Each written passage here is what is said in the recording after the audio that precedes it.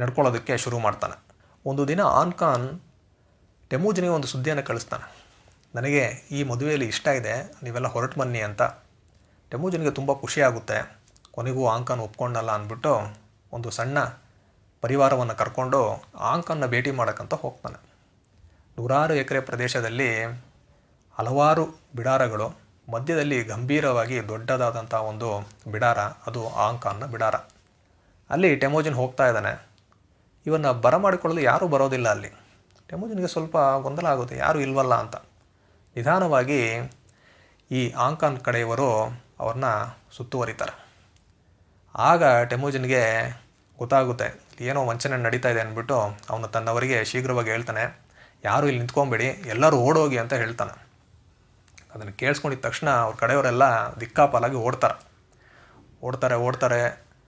ಹೇಗಾದರೂ ಅಲ್ಲಿಂದ ತಪ್ಪಿಸ್ಕೊಂಡ್ಬಿಡ್ಬೇಕು, ಯಾವುದೇ ಕಾರಣಕ್ಕೂ ಅವರ ಕೈಲಿ ಸಿಗಬಾರ್ದು ಅಂತ ಓಡ್ತಾರೆ. ಬುಲ್ಜುನ್ ಕೆರೆ ಹತ್ರ ಟೆಮೂಜಿನ್ ಓಡಿ ಸುಸ್ತಾಗಿ ಅಲ್ಲಿ ಬಂದು ತಲೆ ತಿರುಗಿ ಬೀಳ್ತಾನೆ. ತುಂಬ ದಾಹ, ಹಸಿವು, ಕಣ್ಣು ಮಂಜಾಗುತ್ತೆ ಅವನಿಗೆ. ಎದುರುಗಡೆ ನೋಡಿದ್ರೆ ಬಲ್ಜುನ್ ಕೆರೆ. ಅವನು ಹಿಂದೆ ಯಾರಾದರೂ ಇದ್ದಾರಾ ಅಂತ ನೋಡ್ತಾನೆ. ತನ್ನ ಕಡೆಯವರೇ ತನ್ನ ರೀತಿಯಲ್ಲೇ ಸುಸ್ತಾಗಿ ಬಂದು ಎಲ್ಲ ಒಬ್ಬೊಬ್ಬರೇ ಬೀಳ್ತಾ ಇರ್ತಾರೆ. ಸ್ವಲ್ಪ ಹೊತ್ತು ಆದಮೇಲೆ ಏನು ಮಾಡ್ತಾರಂದರೆ, ನೀರಾದರೂ ಕುಡಿಯೋಣ ಅಂತ ಕೆರೆ ಹತ್ರ ಹೋಗ್ತಾರೆ. ನೀರು ಅಶುದ್ಧವಾಗಿರುತ್ತೆ, ಬೇರೆ ದಾರಿ ಇರೋದಿಲ್ಲ. ಅದನ್ನೇ ಕುಡಿದು ಸ್ವಲ್ಪ ಸುಧಾರಿಸ್ಕೊಳ್ತಾರೆ. ಹೀಗೆ ನೋಡ್ತಾ ಇರಬೇಕಾದ್ರೆ ಒಂದು ಕಾಡು ಕುದುರೆ ಹೋಗೋದು ಟೆಮೂಜನ್ಗೆ ಕಾಣುತ್ತೆ. ಅವ್ನು ಕಿರ್ಸ್ಕೊಳ್ತಾನೆ. ಕುದುರೆ ಹೋಗ್ತಾ ಇದೆ ಅಂದ್ಬಿಟ್ಟು ಒಂದು ಸಣ್ಣ ಕತ್ತಿಯನ್ನು ಎಸಿತಾನೆ. ಅದು ಆ ಕುದುರೆಯ ಹಿಂಗಾಲಿಗೆ ತಾಗುತ್ತೆ. ಕುದುರೆ ಕೆಳಗಡೆ ಬೀಳುತ್ತೆ. ಆ ದಿನ ಆ ಕುದುರೆಯ ಮಾಂಸನೇ ಟೆಮೂಜಿನ್ ಮತ್ತು ಅವನ ಪಂಗಡದವರು 19 ಜನ ಇರ್ತಾರೆ, ಅವರಿಗೆಲ್ಲರಿಗೂ ಆಹಾರ ಆಗುತ್ತೆ. ಟೆಮೂಜಿನ್ ಬಲ್ಜುನ್ ಕೆರೆ ಹತ್ರ ಕೂತ್ಕೊಂಡು ಯೋಚನೆ ಮಾಡ್ತಾ ಇದ್ದಾನೆ, ನನ್ನ ಜೊತೆ ಬಂದ ಇತರರೆಲ್ಲ ಎಲ್ಲೋದ್ರು ಅಂತ.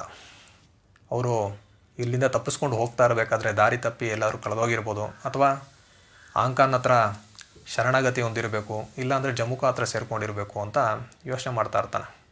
ಏನಾಗಿರುತ್ತಂದರೆ, ಈ ಟೆಮೂಜಿನ್ ಜೊತೆ ಬಂದಂತಹ ಅವನ ಸಂಬಂಧಿಕರೊಬ್ಬರು ದೊಡ್ಡಪ್ಪ ಆಗಬೇಕು, ಅವರು ಶರಣಾಗಿ ಆಂಕಾನ್ ಹತ್ರ ಸೇರ್ಕೊಂಡಿರ್ತಾರೆ.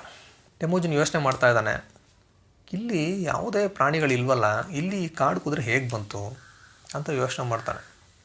ಆಗ ಅವನಿಗನ್ಸುತ್ತೆ, ತಮ್ಮ ದೇವರಾದ ತೆಂಗ್ರಿನೇ ತನಗೋಸ್ಕರ ಈ ಕುದುರೆಯನ್ನು ಕಳಿಸಿದ್ದಾರೆ ಅಂದ್ಬಿಟ್ಟು ಅವನು ಭಾವುಕನಾಗಿ ಆಕಾಶವನ್ನು ನೋಡಿ ಧನ್ಯವಾದಗಳು ಹೇಳ್ತಾನೆ. ಮುಂದೆ ಟೆಮೂಜಿನ್ನ ಜೀವನದಲ್ಲಿ ಏನಾಗುತ್ತೆ ಅನ್ನೋದನ್ನು ನಾವು ಮುಂದಿನ ವಿಡಿಯೋದಲ್ಲಿ ನೋಡೋಣ. ಅಲ್ಲಿಯವರೆಗೂ ನಮಸ್ಕಾರ.